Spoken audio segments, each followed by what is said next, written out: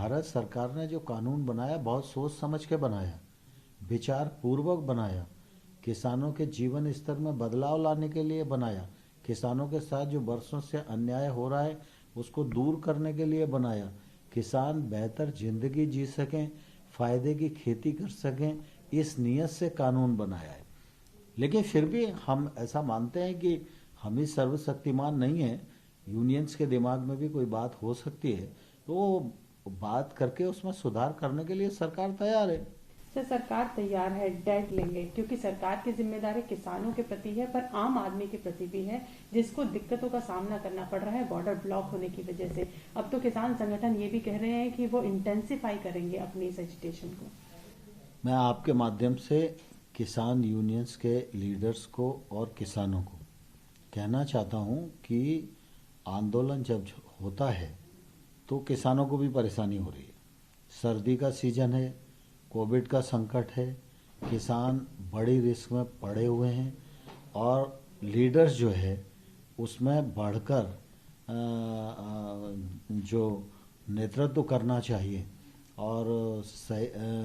किसानों के हित की बातों को डिस्कस करना चाहिए, उसमें कहीं ना कहीं कोई गतिरोध शायद होगा जिसके कारण वह बात नहीं बढ़ पा रही है। लेकिन आंदोलन से जनता को भी परेशानी होती है और जनता दिल्ली की परेशान हो रही है, इसलिए जनता के हित में, किसानों के हित में उनको अपने आंदोलन को समाप्त करना चाहिए और वार्ता से, चर्चा से मुद्दों को हल करने का प्रयास करना। अब ये सब प्रस्ताव उनके पास हैं और उन लोगों ने जो विचार किया तो उस पर कोई टिप्पणी हम लोगों के पास तो नहीं आई। मीडिया के माध्यम से ध्यान में आता है कि उन्होंने प्रस्ताव को खारिज कर दिया, तो मैंने भी कल प्रेस करके फिर कहा था कि भाई कुल मिला के इन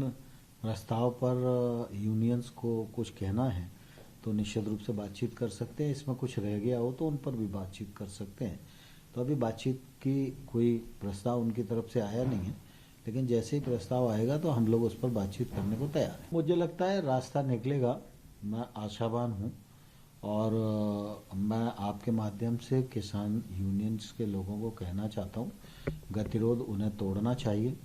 सरकार ने आगे बढ़कर प्रस्ताव दिया है, सरकार ने उनकी जो मांगे हैं उनको समाधान करने के लिए प्रस्ताव उनके पास भेजा है और कोई भी कानून में जो प्रावधान पर आपत्ति होती है तो प्रावधान पर ही चर्चा होती है और जो आपत्ति उनके ध्यान में आई उन आपत्तियों को निराकरण करने की हमने कोशिश